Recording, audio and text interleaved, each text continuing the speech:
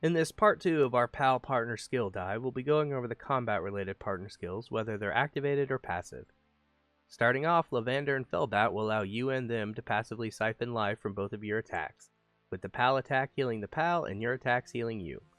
Though not as effective as emergency healing as the healing PALs we went over in the first non-combat section, they can provide a nice sustain equivalent to roughly a free potion at the first skill rank, and a couple potions worth at the highest skill rank.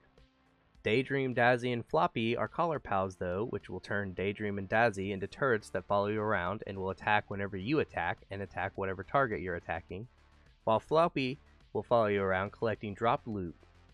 These also stack, so you could theoretically have a team of 4x Daydream and or Dazzys following you around, plus have an active pal or mount as your 5th team member, or 3 of them in a Floppy to gather up all the loot.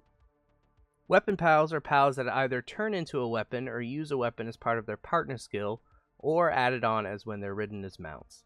So, Foxsparks will be the first weapon pal you can unlock, and it can turn into a flamethrower. Lift Monk is another one that we can unlock very early on in the game, and it'll wield an Uzi for a short amount of time, while Tansy will wield an AK-47.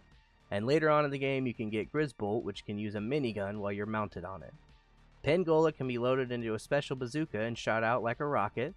Jolthog and Jolthog Christ can be turned into hand grenades, while Toko Toko becomes an even bigger grenade launcher with a big boom. Masanda and Masanda Lux dual wield bazookas when mounted and become sweet angels of death, while Relaxaurus Lux, and Jetragon can use a rocket missile pack when mounted.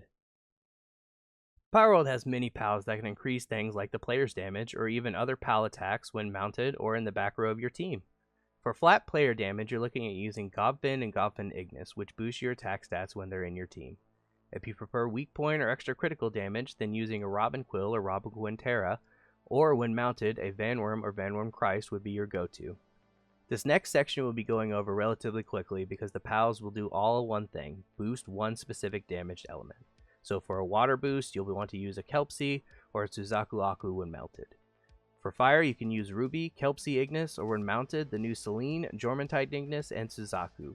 Though, heads up on Selene, its skill is supposedly listed wrong, and it's not meant to be fire and dark, but rather dark and normal. However, for now, we are simply going off what the tooltip has in the game, and if it is ever updated and fixed, if it truly is a bug, we will let everyone know. Electric only has Sparkit and Dinosum Lux when mounted. Grass has Bristilla, Dinosum while mounted, and Quivern Botan while mounted.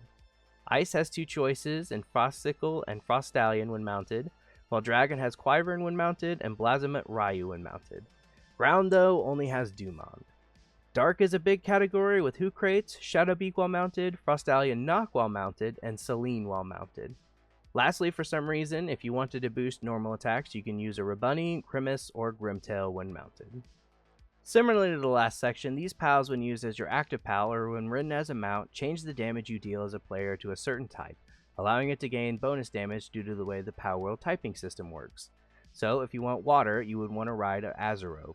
Fire, you would want to use a mount like Chillet Ignis, Pyron, Ragnahawk, or an active pal like Warsect and Wixen. Grass though is just Verdash, but luckily Verdash also increases your run speed while you use it. To switch to ground damage, your only option also is to go to Nubis.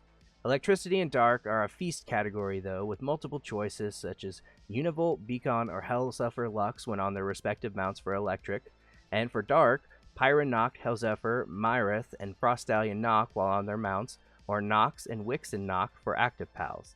Dragon only currently has Chillet as the pal to change your damage when you're riding it, and same with Frostallion, changes your attacks to ice when ridden.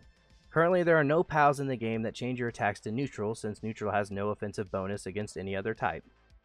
If you're looking to maximize your drops from a certain pal type, look to use these types as your active pal, though some will require an appropriate saddle unlock even if you don't have to ride them to get the bonus, they just have to be your active pal with the saddle unlocked. The pals requiring a saddle unlock will be noted on the displayed graphic with mount on them. For water, Orzik provides a next drop bonus. Fire is Pinking or Elfindrin Aqua. For extra grass drops, use a Catris Ignis or a Blazehow. Ground types with Violet. Electric types, Menacing and Menacing Terra. Ice requires Phalaris, while Dragons drop more if you have a Cryolinks out.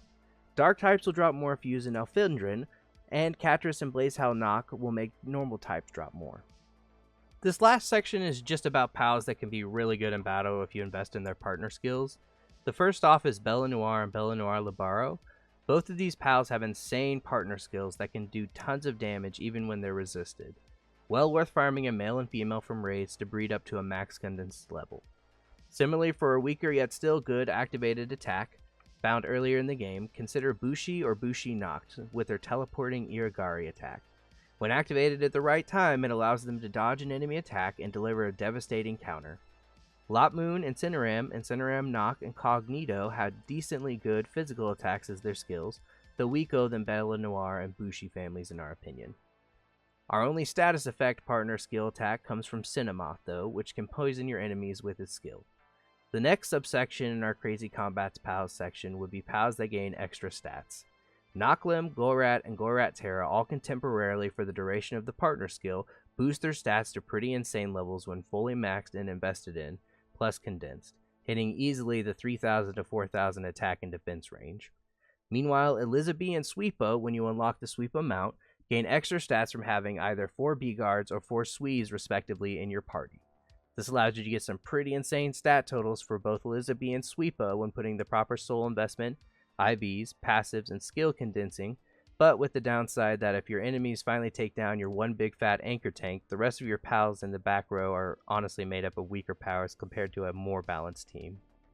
And in closing, that's our guide to the various combat related partner skills. In our final part 3, we'll be going over the various mounts and gliders that Palworld has to offer for land, air, and sea. Be sure to subscribe so you don't miss it. Thanks for tuning in and have a good night.